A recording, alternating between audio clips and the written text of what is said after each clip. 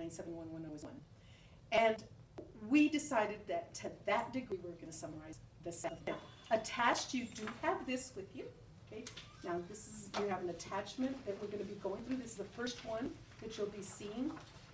If you feel like you don't have time and you want to look at this, feel free to do it. It's kind of a summary, but more sophisticated manner of what we just said in the 3 bullets. All right. So our position is that for now, EPPTS will hold participation. So I think, it's Rudy and Lydia have already put in our NPI number, and we put in, Rudy put mine and his just to check. It's saying that we do not, we don't qualify. And then when Lydia put in our NPI number for the company, it says, what does it say? Oh, that we, no data from PECOS available. So as you can see, we are just not eligible for it at all. So for that reason, we're going to hold participation. We can choose to do it if we wanted to. So and it's a lot of work, but a lot of work to integrate. So it's on hold for right now. We recognize that CMS developed MIPS, which links fee-for-service payment to quality and value.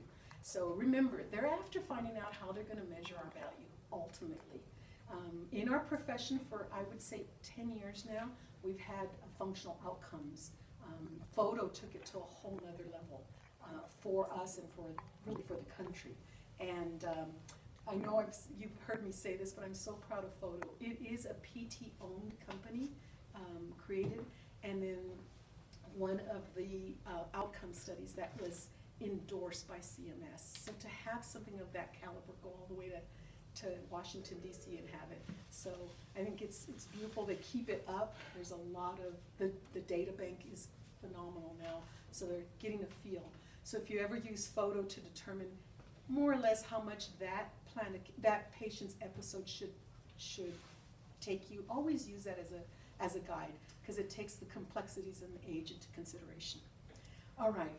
The next bullet is that the law provides incentive for payments in alternative payment models and bonus payments. Again, the law is there. If you want to, you can go that direction. We choose not to. And that in some format in the near future, all physical therapy services, that includes ORF, CORF, PTPP, home health, all of us, hospital, will have to report quality and value in a uniform way. So it's coming. It's just that the uniform method has not been established yet for all entities. Okay. So with that being said, we decided to best prepare ourselves for the future that the following is going to be implemented. Now, keep in mind, I did ask all of you to bring your laptops or your iPads or your Surfaces, or you can go back. Who has them? Who brought them? Good, good, good. Okay, because this is going to be our first one. Before we go, team up with who's ever on your right side. Okay, just I think that would be easy. And then if you don't have someone on your right side, then you just go plug yourself into a group. But I only want 2 at a time. I think that's going to be the best way. And then this is what you're going to do. See, before, let's go over what you're going to do, because when you break up into groups, you're into groups of 2, you're going to be aware of. First of all, in your attachments, we have now revised the medication list to meet exactly the requirements that are set forth by MIPS. MIPS and PQRS have the same requirements. It's, are you getting all of the patient's medications listed with you? So here's the revised one. All OCs, I need you to literally, the existing ones, just throw them out. Recycle them, not throw them out. Effective tomorrow morning, do not use the old ones anymore. So this is what it looks like. It is on public, am I correct? Yes. It's on public, like always. Okay. And so what we're going to do is we're going to start giving the patients this medication list. And there's 4 columns, if you notice. This is required for MIPS. It was also required for PQRS. And we're just going to get a feel for the first first month and first two, how much of this is filled out by the patient?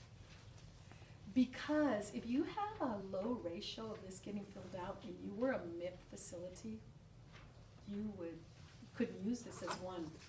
And this is one of the indicators that is required. So we just kind of want to see what the El Paso population does when we hand them this. And they may fill it out. A lot of them already have a staple one that they just give you and you staple it to. But let's get a feel for it. Because you as clinicians are required to know the name of the medication, the dosage, the frequency, and the route of medication. You have to know these things later on.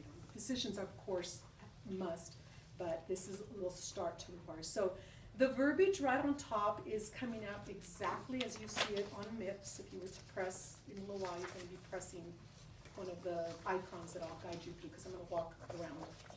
And then fill it out. The bottom part hasn't changed. All right, that's medication. The second thing is pain level documentation. And I want to really thank HV because when I went to go substitute one day, I saw this. So thank you. Lydia and I checked for the acceptance of this. So pain level, it does require that you use a standardized tool. There are many pain level tools, okay? An assessment tool that has been appropriately normed and validated for the population in which it's used. So we chose to use the FACES pain scale. It's probably the easiest for 2 languages and multiple, and thus the one we selected. So this is it. Have it at your, each clinic is going to have, how are you dispersing these? I give them the laminated ones. Okay, so we have laminated, we have one for each exam room, so you're not having to take things in and out, and then you have one. Each clinic has a few extra. If you need more, just let us know. We put it in a little bit of heavier bonded paper, weighted paper, so that it's not too flimsy. So all you have to do is come here. And if you ever have multiple languages on the internet, this is available in so many languages. It's amazing. So feel free just to print it out, go on the internet, print it out, in case you get someone who's of Asian descent or of another descent. Okay? Any questions on that one? This is our new one, very simple. We give it a value. Sorry. Yes. Multiple body parts, do you use different ones or just right on there where it is as far as the rate? Let it match. We're choosing, when Lydia and I look, there's a standardized body tool, a pain assessment tool for multiple body parts. We chose not to do that one. So, if you're going to use a photo that is multiple body parts, but the greatest pain is in the cervical, follow the cervical area. That's my recommendation for you. And in your documentation, you can write others, but you want to be able to connect it to the thread of photo also.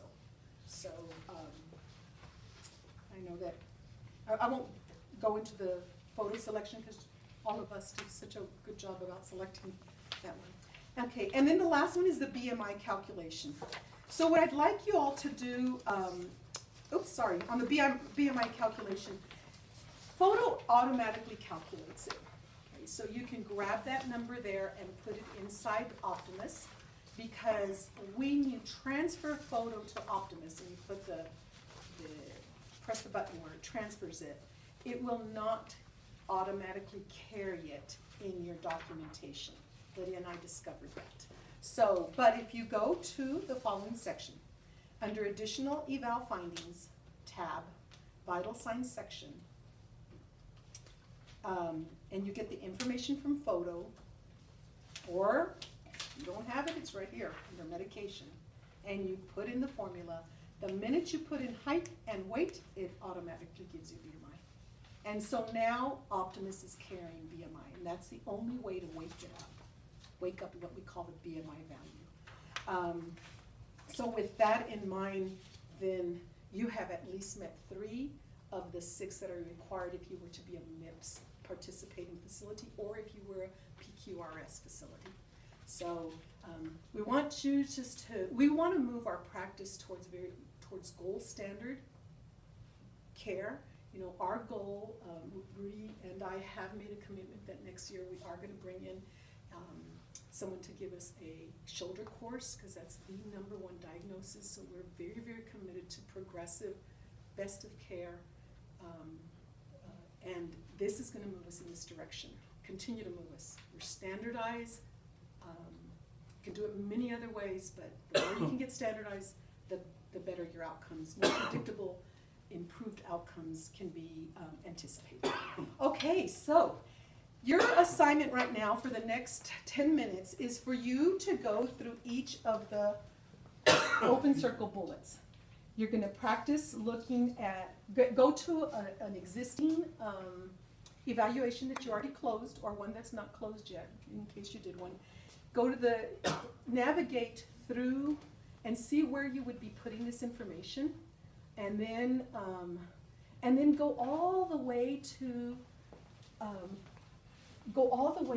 the MIPS section and literally open the PDF files. It's very interesting. I just want you to know the resources that are available for us. So I'll walk through your groups, and so just break up, and you can use a computer over here if somebody wants to use mine. Okay, so we have 10 minutes.